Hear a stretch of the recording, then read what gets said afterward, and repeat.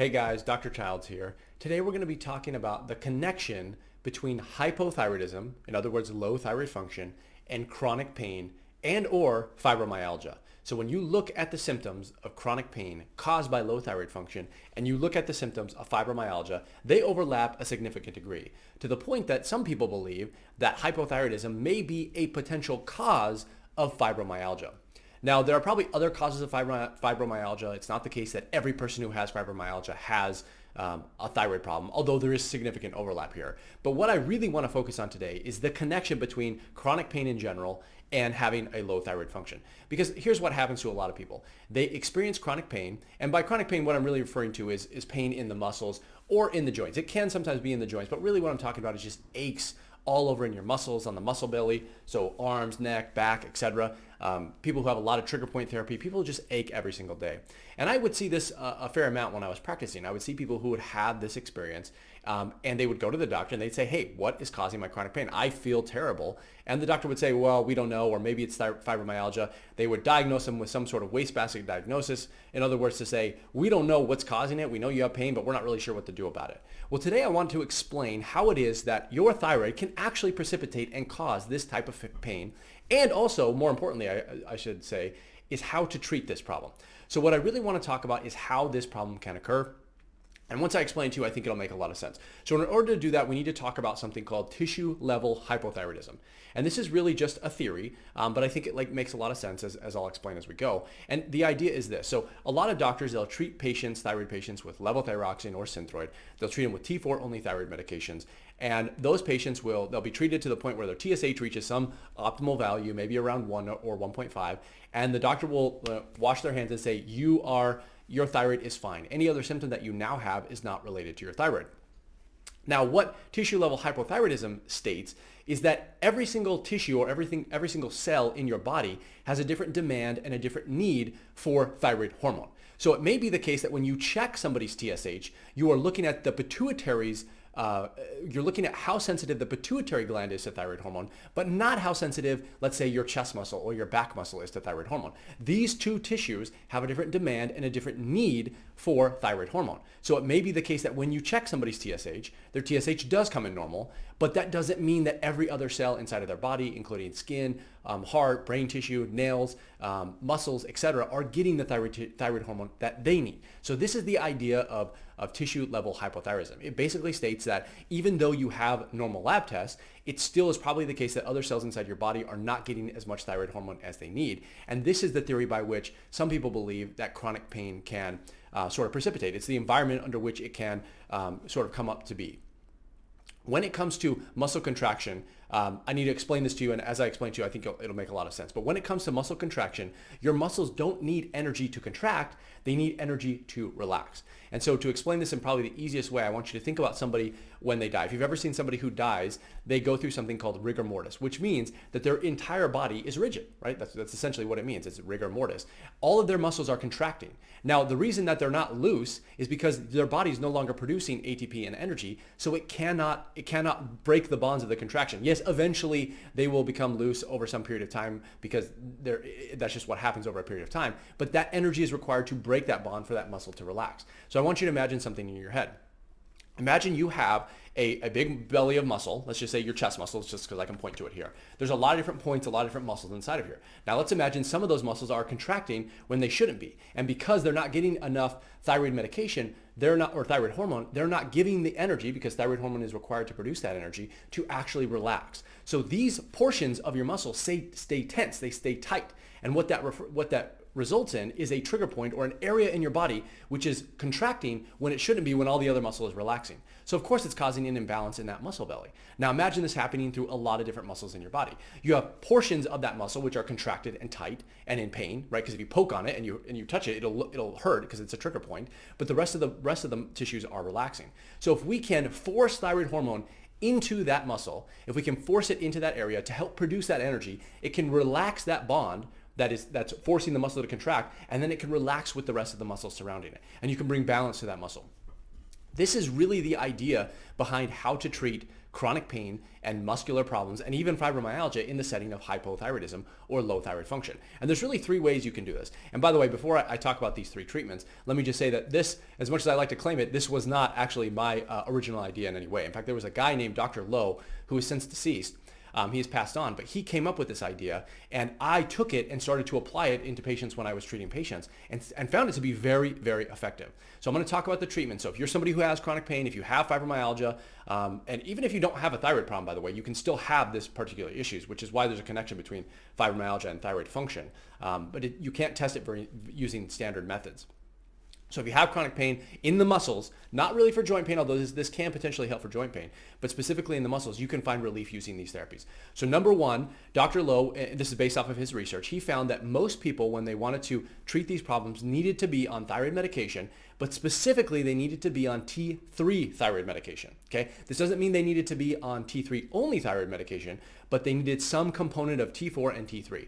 Now, most people, when they're being treated for low thyroid function, they take only T4. Levothyroxine and Synthroid only contain T4 thyroid hormone. Other medications such as liothyronine, Cytomel, and natural desiccated thyroid, they contain fractions of T3.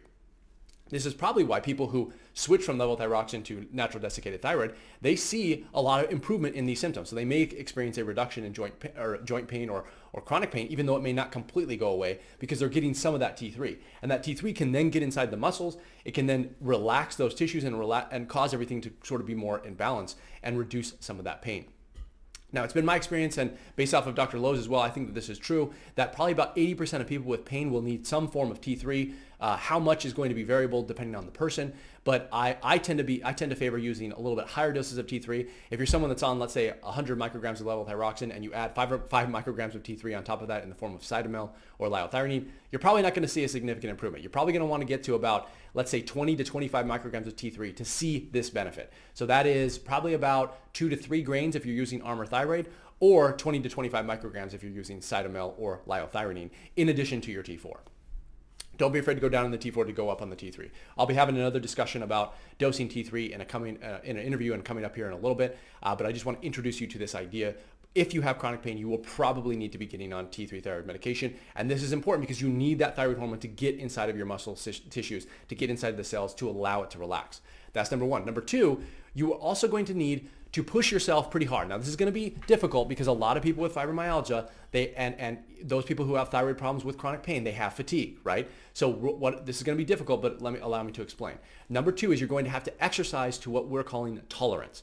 And that basically means exercise to the point that you are physically capable of exercising to. Now, generally, this isn't advisable if you have adrenal problems and so on. But if chronic pain is present, this is going to be something that you're going to need to do. And the degree to which you exercise to tolerance depends on you, depends on what you're capable of. But the point here is you need to be pushing your body to its limit and push it to whatever capacity it can go to when you are exercising, to the point where you are fatigued. You need to be getting there. And the reason for that is that as you do this, your muscles are sort of, the idea is, well, we don't know for sure, but we do know that it's helpful. But the idea is that it's probably causing fatigue. It's probably causing the resetting of the muscles, and it's causing a release of endorphins and other things which are helping the body to heal or to at least improve the muscle function itself. So exercising to tolerance doesn't really matter what type of exercise you're doing. Just make sure that you're exercising to tolerance. And again, it's hard with fatigue, so you kind of have to balance and figure out what you're capable of doing, but definitely push yourself. You've got to push yourself. That is the key here. Now, number three, this is also very important. You'll need to do all three of these things. You need to do some sort of muscle-based therapy, okay? Now, there are several different options to do this, and I'll list some of them below, and they're all essentially equally as effective, but let me go through these and it'll make sense to you. So number one would be a manual massage. You need somebody to get in there. You need to break apart those trigger points. So if somebody who is knowledgeable about this, it could be a chiropractor, it could be an osteopathic physician, could be a massage therapist. It could be anybody who understands this sort of concept. But you have to get in there and you have to literally break apart those contractions of muscles and even out the muscle belly itself. So when you get in there manually with either physically, you can do it with a machine, you can do it with a vibration machine, or you can do it with thumbs and your fingers. You can massage through it and you can break it apart, but you must break it apart. And as you do that, again, it'll help to reset that muscle and help reduce the pain in whatever muscle belly you're focusing on. So that can be done via massage therapy. It can be done via vibration therapy. In fact, I have it right here. You can use something like a massage gun. This can do a similar thing. So if I turn this on, just to give you an idea. You can get these all over the place, by the way. I have several of them, but this is an idea. So imagine the pain is right here. You can put it right there. It's going to hurt, right? But you have to get through it. You have to use this device or any other device. It doesn't have to be this one specifically. But you need to break apart that contraction of the muscle, and you can manually force it to break apart using a massage gun or, again, somebody's fingers if you want to do a massage therapist. Number 3, you could opt for trigger point injection therapy. That is where they take a needle and they actually inject various things into it. Sometimes it can just be saline. Sometimes it's like lidocaine. But if you find the trigger point, again, all you got to do is point. You start poking out your muscles. You'll find it. Once you find it, inject something into it, and that will actually help that muscle tissue relax, and it will help get rid of it. So you can do it manually, vibration, you can do trigger point injection therapy, or you can do a more gentle version of that known as myofascial release.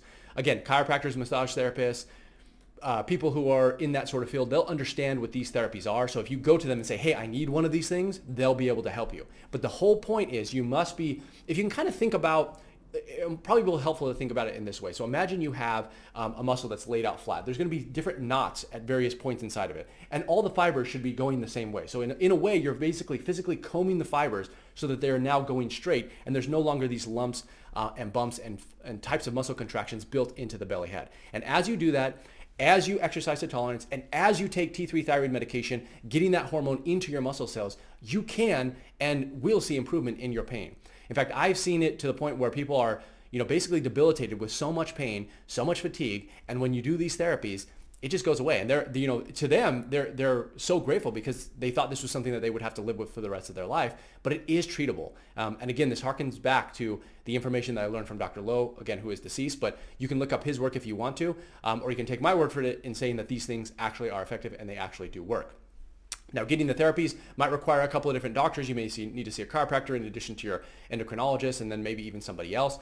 But as you do these things, you will see improvement. So that's all I have for you today on the topic of chronic pain and hypothyroidism. If you have any questions, leave your comments below.